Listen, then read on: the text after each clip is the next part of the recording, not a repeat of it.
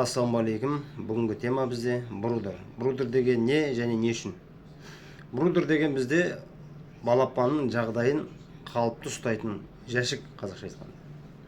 Брудерде бізде кейбір адамдарда бар, кейбір адамдар жоқ. Кейбір адамдарда бары, мысалы, менде мысалы 3002 деген датчик тұр. Датчик ол температура жоғарғы норма, төменгі нормадан асырмайды. Жоғарғы норма асып баратса өшіреді.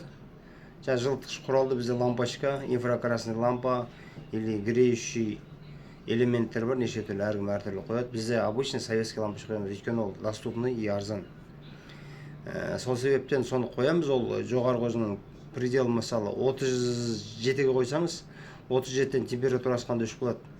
Төменгіні 25-ке қойсаң, 25-тен 24-те 5-ке түссе, ол 24-те 1-ге түссе өшіп қалады. Сол сияқты ол өзін реттеп отырады.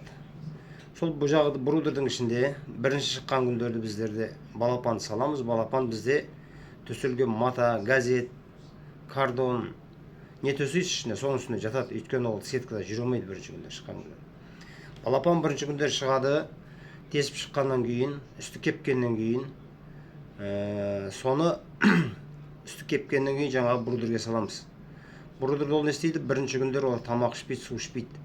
Өйткені олар жаңағы жұмыртқаның ішіндегі сарыуызға түгел ішіп, төбесінде ауа, жұмыртқаны қарасаңыздар, және ауа болады төбесінде.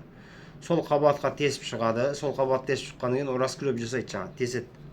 Сол кезде де біз су шашамыз, влажнысын, сулылығын көтереміз. Сол себепті шыққаннан кейін жаңа тастайсыздар, оның кейін астына бірдеңе төсеп қойған дұрыс болады. Ол бірінші күндері біз балапанға не қоямыз? Тәтті су қоямыз. 1 литрге 1,5 қасық, 2 қасық қант шекерді езіп қойып қоямыз. Ол стимулятор. Ана бөтегесіне тойған жаңағы анау сарыуыз бар ғой, жұмыртқадан ішіндегі жидкість болады. Сол жидкісті бұл полный ішіп алып шығады. Содан жаңағы тәтті су беретініміз ол энергетик. Жаңа сіздер қазір горилла, мынау ішіп жүрсіздер энергетик. Ол сол тәтті су энергетик. Сол энергетик ішкеннен кейін ол ана жаңағы бөтегесіндегі жаңағы сарыуызы бар ғой, жұмыртқаның белогы бар. Соны ішіп шыққаны, соны қорытып, таратып жібергеннен кейін ол тарағаннан кейін барып, ол уже жаңағы су іше бастайды, жем жей бастайды. Жағдайы жақсы болса, мысалы, ол ойнап күліп, кәдімгі кішкентай бала ұқсап секіріп жүреді. Ал екіншіден байқауға болады, термометр жоқ жағдайда не істейміз? Термометр жағдайда ящик, мысалы, кемінде жаңағы брудер термоящик бізде брудер. Брудердің көлемі кемі 1 метр, ені 60, биіктігі 60 болу керек. Стандартный размері. Сол размерде, мысалы, 2 лампочка қоямыз, мысалы, 2 патрон салбыратып. Жоғардан где-то жоқ дегенде лампочка жаңағы жерден 30 сантиметр көтеріліп тұру керек кемі.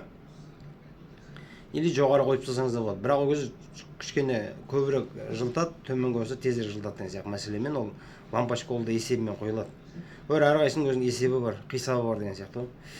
Сол сияқты жаңағы қойғаннан кейін ол өзі, мысалы термометр жоқ жағдайда, ауылдық жерлерде жаңағы термометр аламайтын жағдайда бұлай зерттесеңіз, оны бірақ постоянно қадағалап отыру керек болады. Оны қараған кезде балапан өзі жаураса, жаңағы лампочкаңыз бар ғой, сол лампочканың астына обычный советский лампочка қоямын, өйткені ол доступный өзі арзан, ала саласың. Ана үлкен 2000-3000-ға сатып алған элементің жанып кетсе, оны үлкен көлемді ақшада, оған соншама лампочкалар салуға болады. Жаңағы ваттарына байланысты мен ауыстырып отырамын.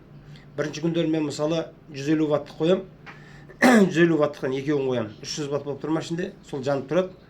Уже жаңаға өсе келе оны азайта береміз. 80 ваттқа, 60 ваттқа, 40 ваттқа ауыстырамыз. Брудерлардың бір шетінде сетка болады бізде обязательно. Өйткені қатысып баратқан жағдай шығып кетеді. Или оны қадағалап отырасыз, термометр жоқ жағдайда. А термометр болса, термометрге қоя бересіз. Термометр өзі реттеп отырады. Балапан жаураса, лампочканың астына үймелеп алады жаңағы. Ол уже сіздің температураңыз жетпей тұр деген мәселеде. Ал егерде де ыстықтаса, ол қашады. Лампочкадан қашып кетеді. Сіздің брудеріңіз ыстық деген сол. Сол себептен жаңағы термометр бізде құс барында, серік бауырында 1000 теңге, 1500 теңгеден бар. Каспийден алсаңыздар да болады, почтамен жібере салады, кішкентай ақ дүние. Сол брудер дегеніміз не? Брудерді не үшін біз қоямыз? Сол жағдайда айтып өткен осы кішігірім сабағымызда біліміміздің айтылғанымызша айттық. Әр қазақ білгені дұрыс. Қазақша контент шығарып жатқан себебіміз бізде көп контенттер орысша, көбісі орысша. Бізде осы орысшалардан алып білгеніміз бар, естігеніміз бар, тыңдағанын соны білген түйгенімізді, опытымыз бар, соны жеткізіп жатқан мәселеміз осы.